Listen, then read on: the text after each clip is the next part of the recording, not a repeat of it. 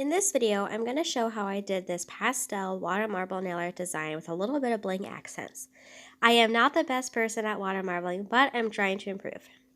I'm using Zoya's Elena, Tweety, Abby, and I'm using OPI's Alpine Snow.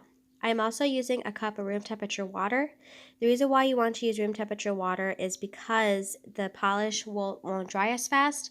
Cold water will cause the polish to dry too fast, and I've never tried it with hot water, so I can't really tell how that's going to go.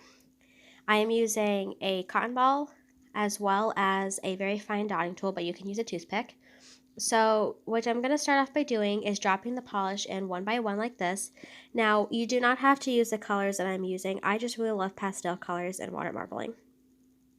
Now, because I'm not the best at this, most of the stuff I know is from the internet.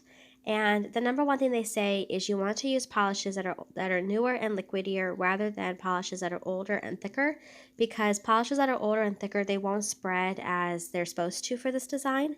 So you want to avoid doing that. You can use as many or as few colors as you want. They also say not to use neons because neons will dry too fast as well. And now I'm going to take my dotting tool, again you can use a toothpick, and I'm using my cotton ball, and I'm going to drag the design and the pattern that I want. Now in between each swipe you have to clean off the tool, because if you do not, then there will be excess polish gunk up on the tool that you are using, and when you go to dip it in and swipe it, you will actually catch the design on the dotting tool and you will end up ripping the design or smear or basically just ruining it. And I did make a video on this last year. I did another water marble nail art design and I did make that mistake in the video, but you have to wipe it off between each swipe. Now, when you are done with your desired design, this is just an easier design for me to do. You can totally dip your nail directly into the water if you wanted to, but that is too hard for me to do. Therefore, I always let it dry for about 30 minutes to an hour in the water, and then I will pull it out with some tweezers and I'll place it on a paper towel. And then I will take a pair of scissors and I will cut the design into nail size shapes, or nail size shapes, or sizes I should say. And I always do it just a little bit bigger just so I have a little extra wiggle room. Now, this is the fun part about water marbling, is that when you do it this way, or basically if you dip your fingers into it as well, you can pick what part of the design you want on each finger, which is fun. Now, I will say though that because I did it this way, I did not use liquid latex or scotch tape, but if you do this design and you place your finger directly in the water, it doesn't matter whether or not you're using pastel colors or you're using other nail polish colors, you want to protect your skin as much as possible. And I adhere these with a thin layer of base coat. And the reason why you want to protect your nails is because you can stain your skin depending on what colors that you use. So that's just another thing that I learned. Plus, it'll save you a lot of time of cleanup. And I've tried to do water marbling without liquid latex. That was a disaster. So next I'm taking my dotting tool again, and this time I'm just breaking off the side of the nail decal basically. This is basically just homemade nail wraps. And I do this instead of having to use nail polish remover and the Q-tip, which I will use in a minute.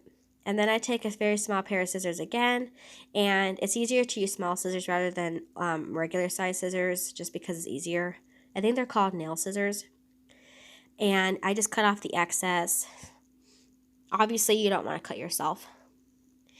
And you just continue to take off the sides of the decal that's on your skin. And this is just an easiest way to get rid of the excess decal. Now, obviously, if you're using liquid latex, you would just pull the liquid latex off and then clean up any excess mess with that.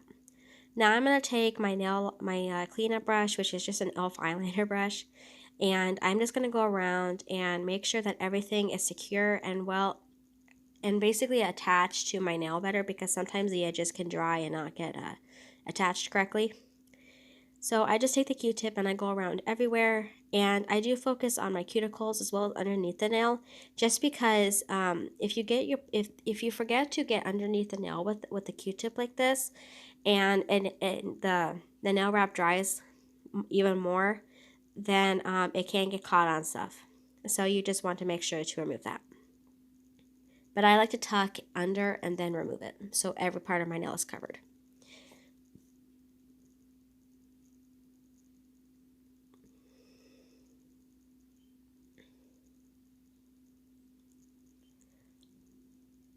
And again, you can do any pattern that you want.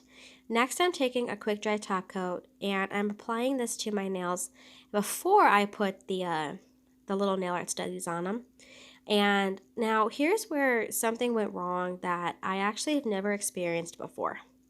So I'm currently, when I'm filming this voiceover, I'm currently wearing the design, which was the day after I did this video. And for some reason, when I put the top coat on, even though I got the excess water out of the design, for some strange reason, it kind of got these bubbles, which sort of are there, and I don't know why that is. So that's it.